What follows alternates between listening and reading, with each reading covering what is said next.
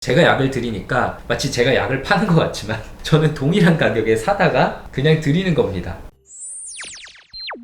네, 오늘 저희가 나눌 주제는 정신과 의사는 환자에 대해서 어떻게 생각하나요? 어떤 감정을 느끼나요? 입니다. 질문들에 대답을 하면서 한번 얘기해 보도록 하겠습니다. 첫 번째 질문. 선생님들께서 저와 같은 환자들을 진료하시면 어떤 생각, 어떤 감정을 하시는지 알려주세요. 여기서 이제 질문 주신 분께서 진료 시간에 불안하고 무슨 얘기해야 될지 모르겠고 멍하고 이런 말씀 해주셨는데 저는 그게 당연하다고 생각합니다. 뭐 마음이 편안하면 정신건강의학과 오실 일이 없잖아요. 그런 부분에 대해서는 정신과 의사 어떻게 생각할까 부담스러워 하지 않으셨으면 좋겠고요. 저는 진료하면서 이분 보는 동안에는 최대한 이분 말씀 집중해서 듣고, 그리고 어쨌든 힘들게 찾아오신 만큼 하나라도 좀 드려야지 라는 생각을 하거든요. 근데 사실 그게 안 될 때도 많아요.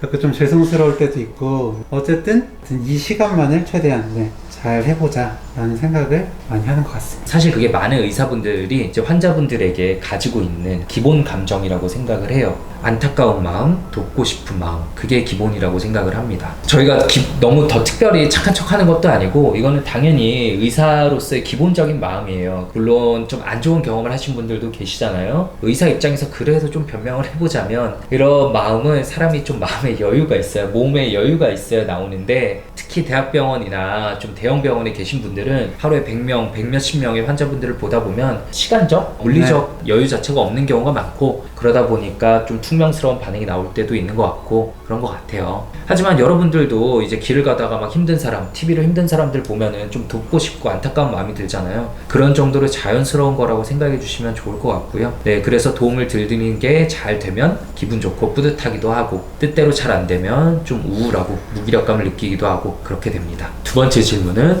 환자와 의사 사이의 관계를 어떻게 정의하나요? 어차피 돈으로 엮인 관계일까요? 저는 기본적으로 남을 돕는 직업인데 게다가 돈까지 따라오니까 일종의 서비스, 참 기분 좋은 서비스라고 생각합니다. 그래서 의사가 좋은 직업이라고 생각을 하고요. 근데 동시에 그만큼 지고 있는 책임, 심적인 책임이나 아니면 어떤 문제가 터졌을 때 저희가 물리적으로, 법적으로 져야 되는 책임도 크니까 그런 거에 대비한 부분이라고 생각을 합니다. 그런데 솔직히 제일 억울할 때는 이제 약 처방의 목적을 의심하실 때, 대학병원에서 약을 얼마나 처방하든 그 의사의 월급은 정해져 있습니다. 절대 제가 적었지 않고요. 이제 개인 병원에서 제가 약을 드리니까 마치 제가 약을 파는 것 같지만 저는 동일한 가격에 사다가 그냥 드리는 겁니다. 정말 하나도 남지가 않아요. 네, 사실 따지고 보면 그게 매출로 잡혀서 세금을 더 내기 때문에 우리 약을 쓴다고 좋은 게 아니죠. 네, 원내 처방을 하면 힘든 것만 많고요. 또 마약, 향정류 관리를 철저히 해야 되니까 야간 진료 막 9시에 끝냈는데 그때부터 알약 개수를 세고 퇴근을 합니다.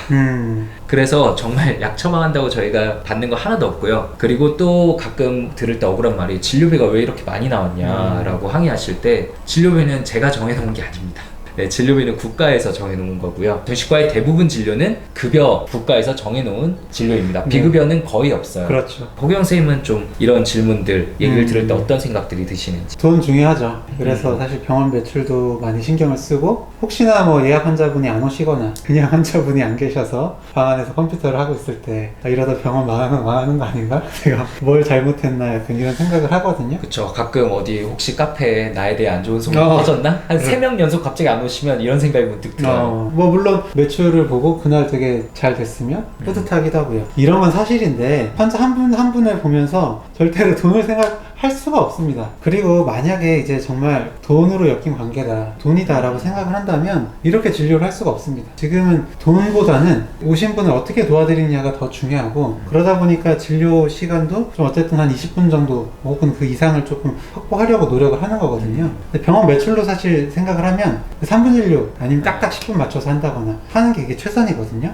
제가 이렇게 말씀을 드려서 좀 오해하실 수도 있는데, 이렇게 진료 많이 하루에 많이 보시는 선생님들, 그분들 절대 폄하하려는 의도는 맞아요. 없고요. 그분들도 돈 생각하면서 그렇게 하는 게 당연히 아니죠. 그 3분 진료를 사실은 원하시고 그게 잘 맞는 분들도 계세요. 맞아요. 저도 최근에 이제 좀 항의를 들었던 게 왜 이렇게 진료를 짧게 받냐라는 항의를 들었는데 사실은 그날 제가 할 게 없었어요. 왜냐하면은 ADHD로 진단을 했고 약을 맞춰가는 중이었기 때문에 제가 판단하기에는 상담을 할 타이밍도 아니었고 그냥 약에만 집중해야 되는 타이밍이기도 하고 꼭 그럴 때 40분 붙잡고 있는다고 그게 꼭 좋은 진료는 아니거든요. 그런 부분에 대해서 감안해 주셨으면 좋겠습니다. 이제 아무래도 언론에서는 주로 부정적인 소식만을 좀 다룰 수밖에 없잖아요. 부당 청구를 했다, 환자를 돈으로만 본 의사들에 대한 소식만 전하고 의료 사고들만 전하는데 전국에 이제 10만 명이 넘는 의사들 중에 뭐 돈 밝히는 사람이 당연히 있지 않겠어요? 그리고 아무리 선의로 치료하더라도 안 좋은 결과가 나오는 것도 있는 현실이니까 의사들에 대한 부정적인 시각이 좀 생길 수밖에 없는데 그래도 대부분의 의사들은 눈앞의 환자분들을 진료할 때 정말 그 병에 대해서만 그 환자분을 어떻게 도울지에 대해서만 집중한다는 사실을 믿어주셨으면 좋겠습니다. 아, 네.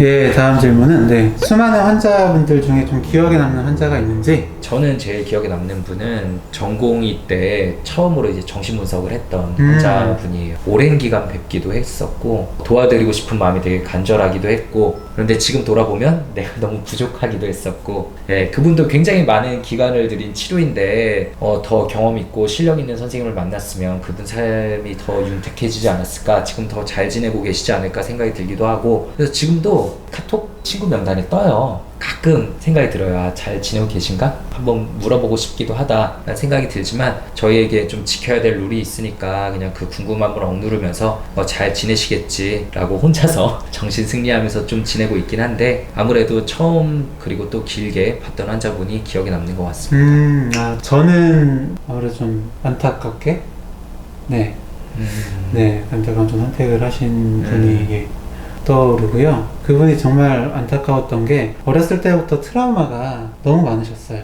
부모님으로부터 받은 상처들이 너무 많았고 이외에도 살면서 되게 상처를 너무 많이 받아가지고 안타까웠거든요. 그러다 보니까 그 세상 어떤 사람에 대한 불신이 너무 컸고 오시면서도 저한테 의지하기도 하시고 또 저에게 좀 불신을 표하기도 하시면서 힘들게 좀 치료를 이어가고 있었는데 사실 죽고 싶다는 말씀은 처음 볼 때부터 마지막까지 계속 하셨었고요. 하루도 안 하는 날이 없다라고 말씀을 하셨었어요. 입원 치료를 권유하기도 하고 뭐 그랬었는데 그러다가 어느 날 좀 되셨다는 얘기를 경찰서 통해서 알게 됐었고요.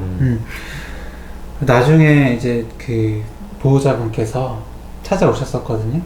기록 같은 거 좀 떼러 오셨었는데 그래도 그 우리 누구가 제 얘기 많이 했다고 그래서 되게 고마웠다고 말씀을 하시는데 지금 생각해도 좀 가슴이 먹먹하고 좀 기억에 남습니다. 우리가 뭐 직업 특성상 평생 기억으로 안고 가야 될 그런 분들이죠. 저도 그렇고.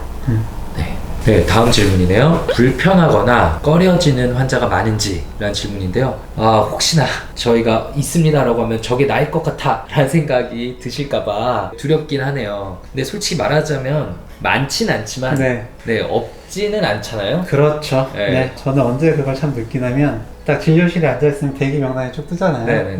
그분 성함이 딱 떴을 때 마음이 되게 약간 무거워져요. 아, 오늘 어떻게 하지? 감적이다. 그런 생각이 들 때가 있는데 만약에 혹시 저게 나을 것 같다 하고 만약 그분이 뭐 느끼셨더라도 오셔도 됩니다. 당연히 저는 오시는 게 좋고요. 그렇게 힘들수록 제가 도와드리는 게 많을 거라고 생각을 하는데 이게 전이, 역전이라는 게 있어요. 환자분들께서 저희에게 느껴지는 감정도 있지만 저희가 환자분들께 느껴지는 감정이 있습니다. 그럼요. 근데 그분을 볼 때 불편하거나 꺼려지는 건 그분께서 어떤 문제가 있어서 일 때도 있지만 이분이 저의 어떤 우리 때문일 수도 있죠. 트라우마나 이런 어떤 힘든 기억을 건드려서 일 때도 있거든요. 그래서 사실 그런 역전이를 알아차리는 게 또 굉장히 중요하고 그게 왜 생기는지 또 그 살펴보는 게 어떤 정신과 치료를 할 때 중요합니다. 그래서 이런 불편한 마음도 스스로 들여다보고 컨트롤하도록 교육받는 게 저희 정신과 의사들이거든요. 저희도 그래서 들여다보려고 노력하는 게 습관처럼 좀 배어있기 때문에 혹시나 불편한 감정이 들면은 저 혼자 물어보기 시작해요.